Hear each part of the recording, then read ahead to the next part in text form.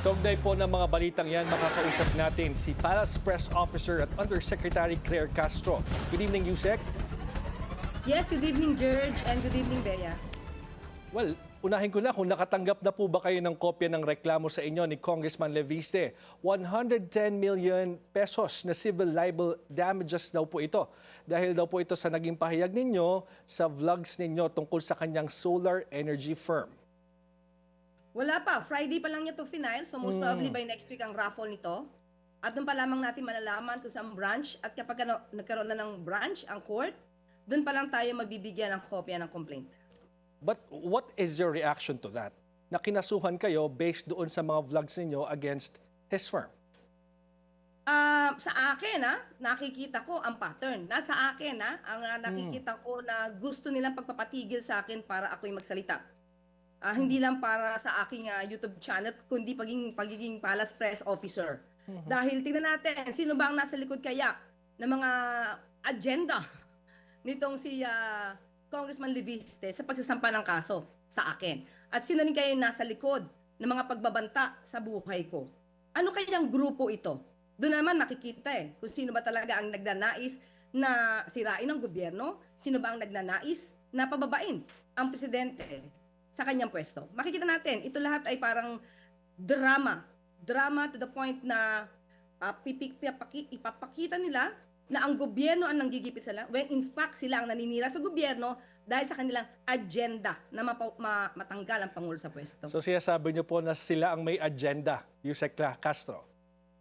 Makikita, maliwanag na sila yung may agenda. Well, ano po ba sa tingin nyo yung naging violation na kinaharap po ng solar firm ni Leviste? At may mga kaso po ba siyang dapat kaharapin tungkol dito? Okay, nadinig natin. Muli ito ayon kay Ombudsman Remulla sa kanyang, nabalita nyo rin dyan sa kanyang panayam dito sa DCRH, sa executive session. Nabanggit niya na di umano. Ito na may iimbestigahan pa. We have to be clear on this, George. Na ito iimbestigahan pa at lumalabas na may di umanong kakuntsaba sa taas. At hindi ito magagawa na isang tulad lamang ni Congressman Leviste kung merong hindi kasabwat, may kausap sa itaas sa panahon ni dating Pangulong Duterte. If ever mapapakita itong kuntsabahan at sinabi niya na kalokohan ito, kung makikita yung mga word na yon, kakuntsaba, conspiracy, fraud, kung may fraud dito at ito ay lumalabas na may sindikato ba sa loob at may kakuntsabahan, kung sila ba ay more than 5, sila ay maaari makakasuhan ng large-scale staff. Ito na may naaayon lang. Sabi natin, iimbestigahan ba to? Pero ito yung maaaring maging kaso. Yung mga panloloko lalo na sa gobyerno, may mga taong naapektuhan. Publiko ang naapektuhan. So kung may mga kasabot sila at sila ay masabing 5 or more nagsabuatan, then pwede itong maisama as a large-scale staff or syndicated staff. Well, so depende sa elemento yan, George. Well, total nababanggit na nga rin yan. Kasi sinabi nga ni Ombudsman na allegedly ginamit yung kanyang koneksyon under the Duterte admin, like what you mentioned. Pero of course, kapag ginamit yung koneksyon, hindi maiiwasan na mapag-uusapan natin si Senator Loren Legarda. Will she be part of this investigation as the former Finance Committee Chair during the time of the administration ng Duterte? Depende na po ito kung paano bang mag-iimbestiga at paano sisimula ng ombudsman ang pag-iimbestiga dito. Kasi George, malaking bagay ito para malaman ng taong bayan because it concerns franchise.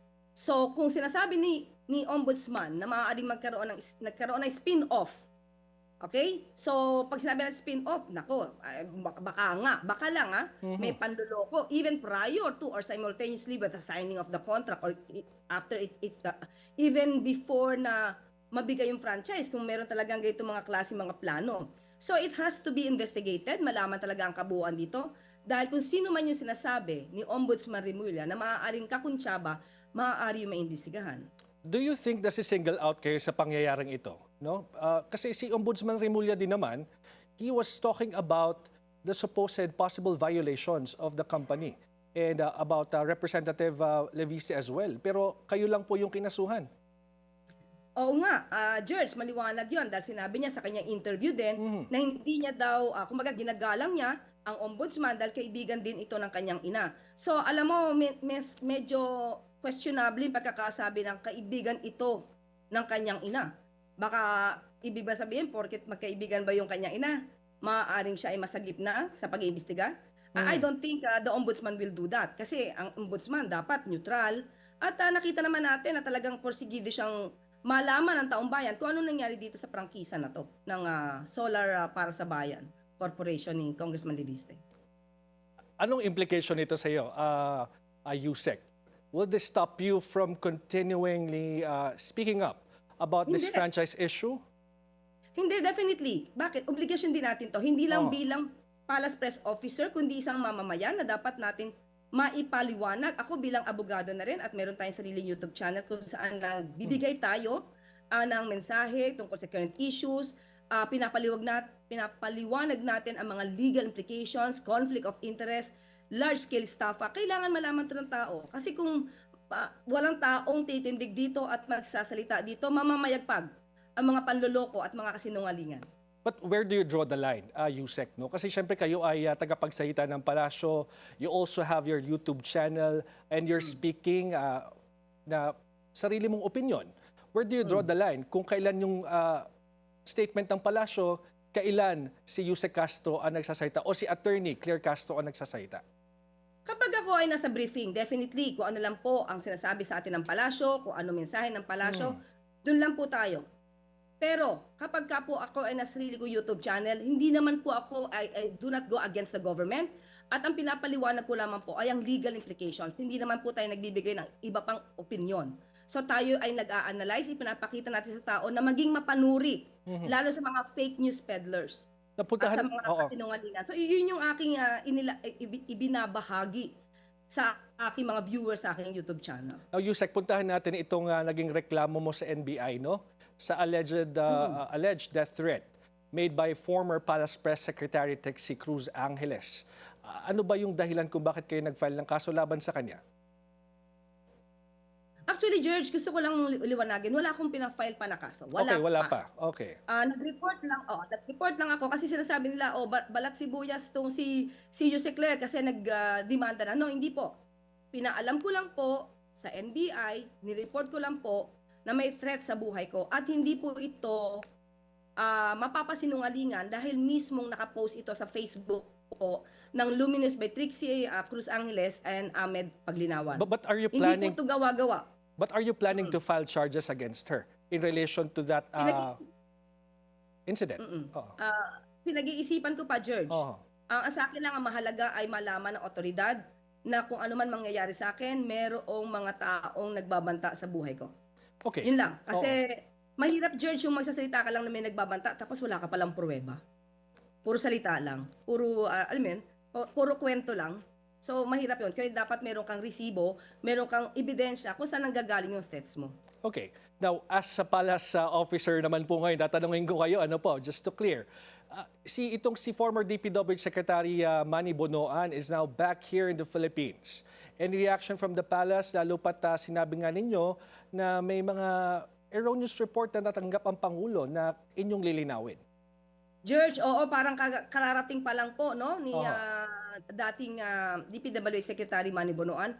Hindi ko pa rin po nakukuha kung anong reaksyon ng Pangulo at ng Palasyo patungkol po dito. Pero ang nais naman po ng Pangulo kung dapat maimbestigahan, dapat pong imbestigahan. Yun lang po siya. Walang dapat sinuhin, walang dapat itago, walang dapat na cover up. At kailangan po maging malinaw po talaga kung ano ang nangyari.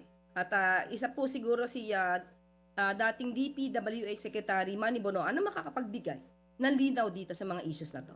What is your expectation on tomorrow's Blue Ribbon probe, especially that a former Secretary Bonoan will appear there? Sana po mas maging malinaw lahat. Kasi kung talaga naman po na mayroong mga pagkakamali, ako na may at dahil wala tayong personal na kaalaman po dito. Kung ano po yung nalalaman niya, mas maganda po talaga na maibigay po niya to sa taong bayan para mas maliwanagan po. Kasi yun din naman po ang gusto ng Pangulo. Kung sino ang dapat na managot, dapat po na malaman natin.